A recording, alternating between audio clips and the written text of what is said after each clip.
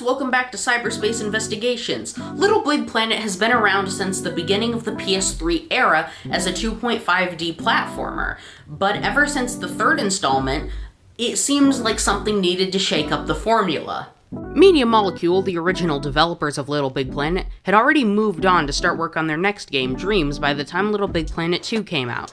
This left Sony to hire Sumo Digital to make a third entry for both PS3 and PS4. It came out to be okay, a little rough around the edges and a lot buggier than the previous entries, but still a fun time nonetheless. After that, there was little noise from the franchise after this third installment. However, with the launch of the PS5, a new game was announced, Sackboy: A Big Adventure. It looked like Sony was dropping the Little Big Planet branding and instead focusing it more on Sackboy himself. This new game was a 3D platformer that looked quite similar to Super Mario 3D World on the Wii U. 4-player co-op, an almost isometric perspective, a simple level design, and easy to understand controls. It's not hard to compare A Big Adventure with 3D World, as the games look very similar in a lot of regards. Clearly, Sumo Digital wanted to differentiate itself from 3D World, and one of the ways they did that was making the controls a little more complex. In 3D World, all you can do is run, jump, and crouch, but in A Big Adventure, you gotta punch and a dodge now too. These attacks are okay, but they don't add much value to the overall experience, at least when playing in co-op.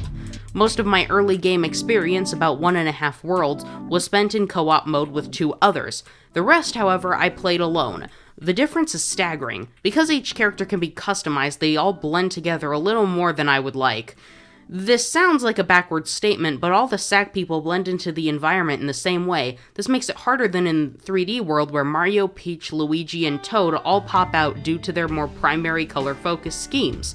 With the Sack people, sometimes they have similar color schemes to the levels, and sometimes they look just fine. There's a balance in that regard that's missing. In co-op, I think having some sort of arrow over your player's head to mark where your Sack person is would help tremendously, as it caused many early game deaths.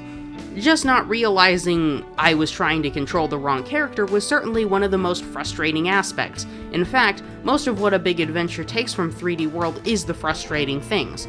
For example, in co-op, the camera is locked to the host, even though there's online play, and this is something that really didn't need to be there.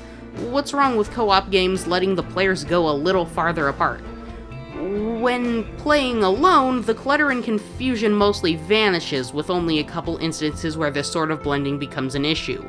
Let's talk about the level design. Because Sackboy is much floatier and slower than 3D World, its levels are much shorter and wider, and as a result, emptier. Many levels in the first 1.5 worlds of Sackboy feel extremely similar in designs, and this fact leads to the rest of the worlds featuring a multitude of gimmicks. These early levels suffer from the problem that 3D World managed to strike the extremely difficult and delicate balance between. How do you manage to make a level that can be fun as 1 player and fun as 4 players? With 3D World, it feels as though every single level can be beaten in a fun manner with up to 3 players. 4 is pushing it, but that's a problem I don't think any co-op platformer has solved to date. In Sackboy, this delicate balance is no longer around, leading to some levels feeling designed exclusively for 1 player, and some feeling barren and open enough for 4.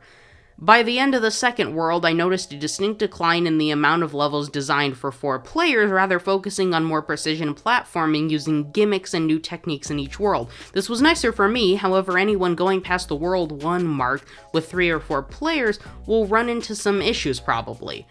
The third world is the peak of the game. There are so many unique levels. I think this is where most of the effort and creativity on the part of Sumo Digital went. Here, there are boomerangs, grapple hooks, light pathways, a platform level, and a continuing story of the king of the area getting more and more irritated with your presence the farther you go. By the time the end of the world rolls around, you get to what I think is the best level in the game, Electro Swing. This one combines all the challenge types and gimmicks of the world and turns them up to 11, testing whether you have mastery over the different techniques or not. However, this is where the game starts to lose me. The game recycles a boss. The first world has the boss, which is this treadmill thing where the main villain, Vex, is throwing bombs at you and you have to throw them back. Get to the end of the third world and what do you know, it's the exact same one again with slight difficulty alterations. This is inexcusable, as any games that reuse bosses just shows a lack of care or inspiration, as it's the only reusing one. The fourth world doesn't rehash the second world's boss, so what happened here? There was clearly a secondary antagonist being set up by the end of the world in the form of the Crab King, but they just went with the Vex trend bill again. Honestly, I think there's quite a lot of potential behind what Sackboy brings to the table, and a second installment could really bring out what Sumo wanted to do. I wonder just how well this game did, as I don't think it looks very remarkable, and after playing it I can definitely say only in a couple of instances was the game remotely unique in its settings, character design, and level design. For Sony's first attempt at this type of platformer, it's an admirable attempt, but unfortunately, it just suffers from a lot of balance issues and jumping controls and just a lot of things that a game like Super Mario 3D World fixes because it had more time and more balance added into it. And I think with a sequel, Sackboy really could be something special, but unfortunately, we don't have that yet. Well, that's all I've got for this one, so see you guys next week for another great program.